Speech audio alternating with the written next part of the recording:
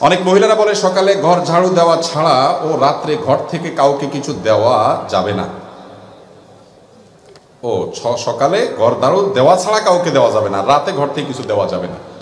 কিছু হাদিস আছে, হাদিসটা হলো হাদিসুন নেসা। হাদিসুন নেসা বুঝেন?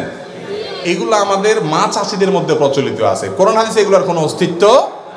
এটা হলো এরকম একটা হাদিস যে ঘর ঝাড়ু দেওয়া ছাড়া কাউকে কিছু দেওয়া যাবে না। এগুলোর পিছনে বিভিন্ন ভিন্ন ধর্মী মানুষদের বিশ্বাস আছে, কাজ করে। এরকম আরো অনেক কিছু আছে, কিছু জাল হাদিস আমি চিন্তা করছি এগুলো নিয়ে। এগুলো কেন বানাইছে, কারা বানাইছে? সৎ উদ্দেশ্যে কিছু জাল হাদিস বানাইছে। সৎ উদ্দেশ্যে জাল হাদিস বানাইলেও সেটা অসৎ কাজ, হারাম কাজ। যেমন রাতে নখ কাটলে কি হয়? রাতে নখ কাটলে ওই যে নখকুনি হয়, বাচ্চা বলছে, দেখছেন? এটা হয়, সেটা হয়, দেখছেন? মুখস্থ এদের।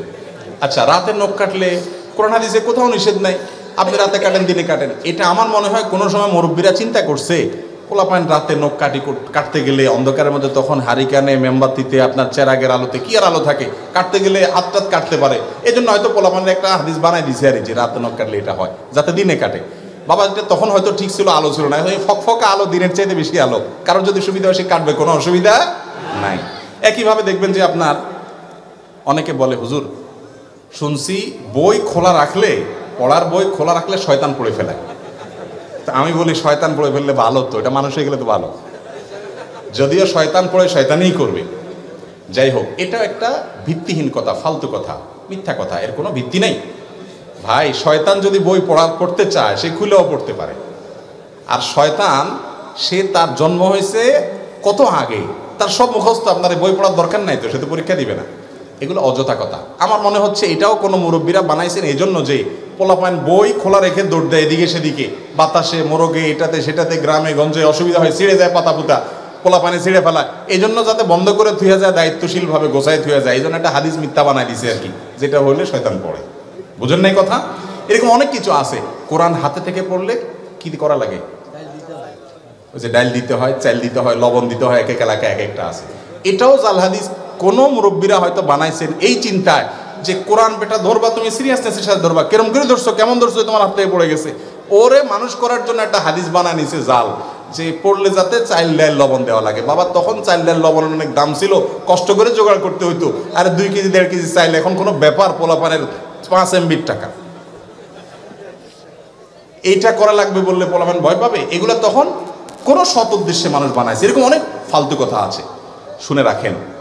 এই কথাগুলো মনে হচ্ছে খুব সহজ কথা, সহজ কথা না, এগুলো অনেক বড় কথা। আল্লাহ বলেছেন, ওয়া আন তাকুলু আলাল্লাহি মা লা তা'লামুন, আল্লাহ তাআলার ব্যাপারে তোমরা না জেনে কিছু বলবা না, মন গড়া কিছু বলবো না, এগুলো গুনাহের কথা, জায়েজ নাই। আল্লাহ তাআলা আমাদেরকে বুঝার তৌফিক দান করুন। এগুলো এক ধরনের ছোট শিরক, এক ধরনের শিরক, যে মুমিনের ভালো মন্দ, ইমানদারের ভালো মন্দ সব কার হাতে? এসব ফালতু বিশ্বাস করা যাবে না, অযথা বিশ্বাস করা যাবে না। অনেক রকমের আছে এরকম। সকালবেলায় আপনার ঝাড়ু দেখলে এটা হয়, কাক দেখলে ওইটা হয়, কাকের ডাক শুনলে এটা হয়, বাম চোখ লাফাইলে এটা হয়। আমার মনে হয় লিস্ট করলে কয়েকশো হবে এরকম জাল হাদিস আছে এবং ভিত্তিহীন কথা আছে। ওষুধ খাওয়ার সময় বিসমিল্লাহ বলা যাবে কিনা? অনেকে বলে বিসমিল্লাহ বললে রোগে বরকত হয়ে যাবে, এটা কি সঠিক? ভাই, ওষুধ খাওয়ার সময় বিসমিল্লাহ বলবেন কিনা? প্রত্যেকটা গুরুত্বপূর্ণ কাজে শুরুতে বিসমিল্লাহ বলবেন। কুল্লু আমরিন যিবালিন লাম ইউবদা বিসমিল্লাহি ফাহুয়া আবতার আও আখতা। যে কোনো গুরুত্বপূর্ণ কাজ আল্লাহর নাম নিয়ে শুরু না করলে ওটা অপূর্ণাঙ্গ থাকবে। এই জন্য ওষুধ পান করা, ওষুধ সেবন করার সময় কি করবেন? বিসমিল্লাহ বলেই সেবন করবেন। বিসমিল্লাহ পড়লে রোগে বরকত হবে কেন? ওষুধে না বরকত হবে? আপনার নজর ওইদিকে গেছে কেন? বরকত হবে কিসে? ঔষধে। ঔষধে বরকত হওয়া মানে ওষুধে কল্যাণ হওয়া, ওষুধে কল্যাণ হওয়া মানে রোগ ভালো হওয়া, ওইটা আরো ভালো হবে। তো এই যে বিসমিল্লাহ বলা ঠিক না ওষুধ খাওয়ার সময়, এগুলো মুরব্বীরা একসময় বলতো, এগুলোর কোনো ভিত্তি নাই। অনেকে আবার ওষুধ খাওয়ার একটা দোয়া বলে, আল্লাহ শাফি, আল্লাহ কাফি, আল্লাহ মাফি, শুনছেননি? এটাও বানায় নিছে কেউ একজন। এগুলোর কোনো ভিত্তি নাই ভাই। আল্লাহ শাফি, আল্লাহ শেফা দানকারী, আল্লাহ কাফি, আল্লাহ যথেষ্ট, আল্লাহ মাফি। মাফি মানে বাংলা মাফি, আল্লাহ নাই নাউজুবিল্লাহ, ওই অর্থ না। আল্লাহ মাফি মানে আল্লাহ মুআফিন থেকে, আল্লাহ মুআফিন আর কি। তো এই যে কথাগুলো বলা হয়, এই কথাগুলো আপনার বিশেষ করে দোয়াটা, এটা কোরআন হাদিসে আসে নাই। আপনি আল্লাহর নাম নিয়ে বিসমিল্লাহ বলে ওষুধ সেবন করে ফেলবেন, ইনশাআল্লাহ আল্লাহ তাআলা কি দিবেন? শেফা দান করবেন। এরপরে প্রশ্ন হলো, মাহরামের সামনে শরীরের কতটুকু অংশ উন্মুক্ত রাখা যাবে? মাহরামের সামনে একজন নারী মাহরাম পুরুষের সামনে, ধরেন শ্বশুরের সামনে, তারপর তার বাপ ভাইয়ের সামনে, যাদের সাথে দেখা দেওয়া জায়েজ আছে তাদের সামনে শালীন পোশাকে থাকবেন, মার্জিত পোশাকে থাকবেন। তার চেহারা, তার হাত, তার পা, পায়ের গোছা, এই অংশগুলো তারা দেখাতে পারেন, মাথা, এগুলো উন্মুক্ত রাখতে পারেন। ফিতনা সংকুল এই সময়ে নিজেকে যতটা শালীন রাখা যাবে স্বামী ছাড়া অন্যদের সামনে, ততটাই নিরাপদ এবং ততটাই সেফ, ততটাই ব্যক্তিত্ব বহন করে। এই জিনিসটা খেয়াল করতে হবে। বাকি শরীয়তের সীমানার ক্ষেত্রে যথেষ্ট আপনার প্রশস্ত।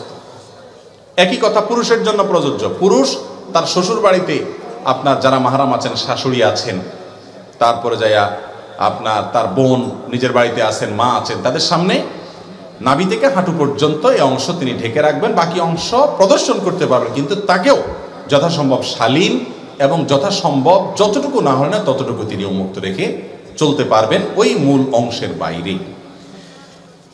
এর পরের প্রশ্ন হলো,